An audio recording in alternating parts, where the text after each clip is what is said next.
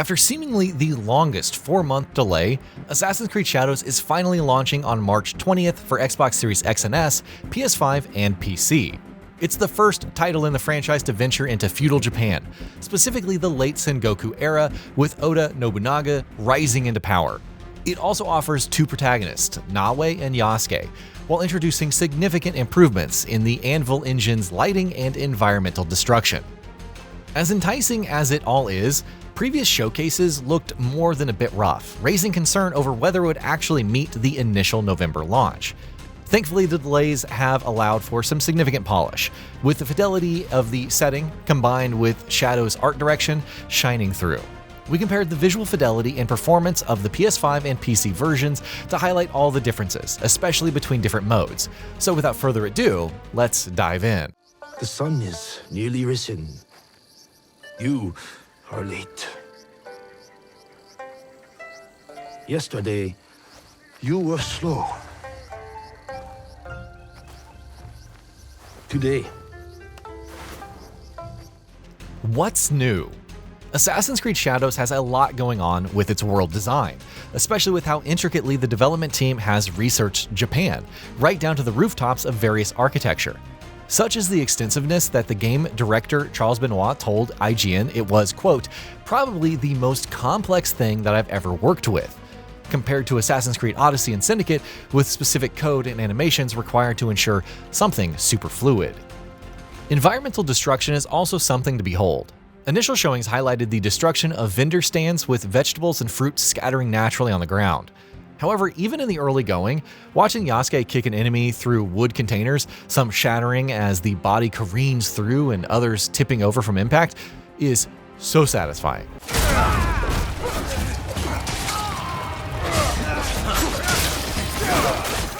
Objects are also sliced realistically depending on the orientation of the blade, and while that is cool, there are some weird interactions. Watching an ally slice the top of a wooden barrel and seeing that part fall to the ground is cool, but not so much when another part hops a little before landing on top. Of course, there's also ray-traced global illumination and ray tracing, an improvement over previous GI implementation. With the changing seasons, seen significantly shift in lighting and shadow quality throughout. The use of Atmos is also noticeable for its procedural clouds and physics-based weather. It makes for more natural transitions between rainy and clear weather. And though the rain quality is just fine, watching the splashing of drops on the ground, the horse, various characters, etc. is pretty incredible on PC. Walking through the Iga province and watching the nearby scenery gently swaying with the wind or hanging around in a foggy area as it slowly dissipates, lingering ever so slightly as the sun starts to shine, can be mesmerizing. Test build specs and graphical settings. On PC, we tested Assassin's Creed Shadows on an AMD Ryzen 9 5950X, NVIDIA RTX 3080 Ti, 64GB DDR4 RAM, and an NVMe SSD PCIe 4.0. We set almost everything to very high, with ultra high enabled for a few options like light source quality at 4K resolution. The upscaler was set to automatic, with quality set to balanced mode along with dynamic resolution enabled. Ray-traced global illumination on diffuse plus specular everywhere, while ray tracing quality and BVH quality, which adjusts the quantity of geometry, was set to very high. You can change character and hair strand quality with individual strands standing out, though even details like wrinkles and pores are distinguishable. PC performance. Of course, performance is the biggest question, especially on PC, and the answer is pretty good. There are a few noticeable frame drops when exiting the map screen occasionally. Fast traveling to Nanbansen, we noticed the frame rate hovered between 55 to 60 frames per second while looking around at various scenery and undiscovered poles. Though it dips to about 50 to 52 frames per second while underwater and swimming. It climbs back to 55 to 60 as soon as you get out and start running around or fighting enemies. Even if a day one patch further smooths things out, it's pretty good considering the settings and ray tracing quality. The loading times while fast traveling are also pretty okay on PC. Journeying to Nanbansen took about 9 seconds.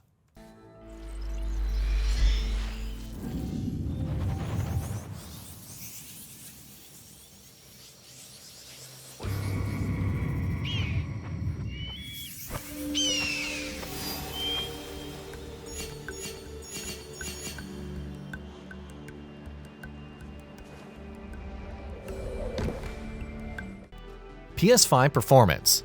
With so much going on in terms of visuals, the PlayStation 5 holds up, though there are some caveats. It offers an upscaled 2160p resolution across all three of its modes. Performance runs at 60 FPS and features selective ray tracing, which means only the hideout benefits from global illumination for diffused lighting. Quality mode runs in 30 frames per second with standard ray tracing, thus ensuring the same lighting for the whole world. Finally, balanced mode is similar to quality mode but runs at 40 FPS and requires a 120 or 240 Hz display with HDMI 2.1. Quality mode is clearly the winner when it comes to details. Details like Nawe's naturally bouncing hair as she walks to global illumination and shadows look sharp. The reflections in the water are also pretty decent, standing out the most in duels, like the initial 1v1 fight against an Oda Brute, while the frame rate is relatively stable. Even if it's a step down in fidelity, performance mode still looks solid enough while delivering what it promises, a solid 60 frames per second. There's occasionally some subtle pop-in, especially for foliage and its shadows, though the overall rendering distance is pretty impressive. While the lighting and shadows are noticeably lower quality, they still look pretty decent. Balanced mode may seemingly offer the best of both worlds, even if the lighting feels overexposed in some places, but it highlights one of the bigger issues with the PS5 version: the image quality. Maybe it's an issue with the upscaler or the resolution dynamically changing to ensure solid performance, especially in busier scenes. Again, things look significantly better in 1v1 duels, but two other baffling issues occur during gameplay. The first is some slight asset culling at the bottom right of the screen, usually for foliage, which looks odd once you notice it. The other is a weird smudging around specific regions of characters, most notably during duels. It's especially egregious in performance mode and looks terrible. On the bright side, at least loading times in all modes are pretty solid, taking a little under 10 seconds in performance mode and about 11 seconds in balanced and less than 14 seconds in quality mode when fast traveling to Nanbansen.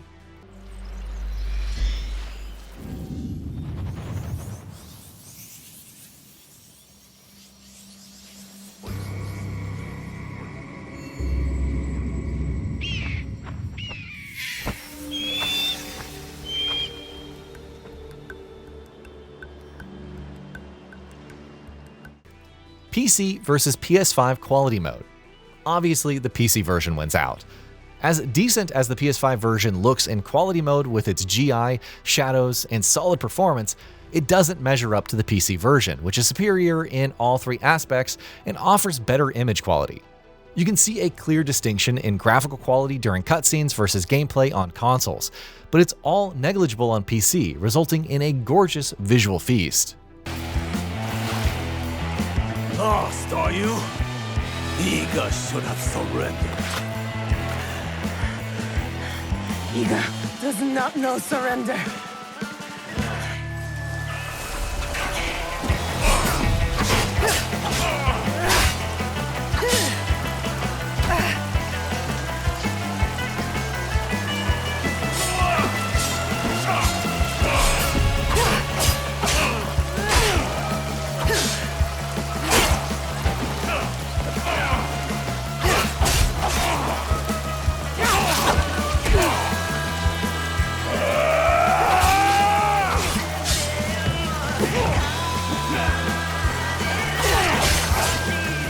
Can't run from me, girl.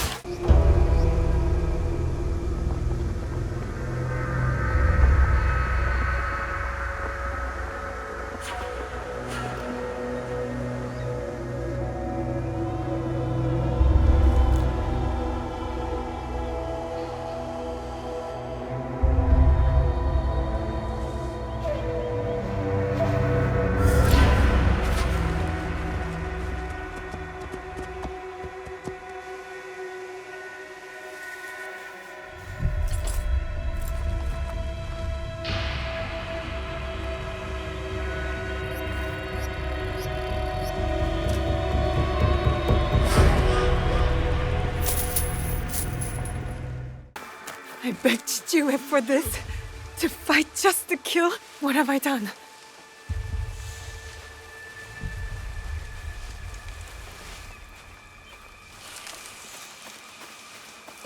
I'm covered in blood.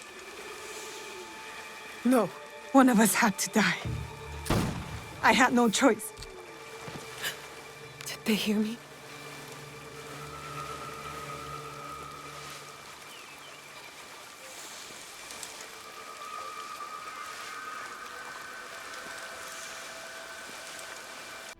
Conclusion. While the PS5 version is a viable way to play the game, even though it struggles through some unique issues, Assassin's Creed Shadows is a tour de force on PC, offering a wealth of options and making good on its promised new features. It also provided a visually rich experience backed by solid performance and incredible levels of polish. Whether experiencing the late Sengoku era in all of its glory or embarking on a new stealth action experience, the graphics are some of the series' best yet. And that'll be about it for this one. If you guys like what we're doing at Gaming Vault, please consider subscribing to our channel, and I'll see you guys on the next video.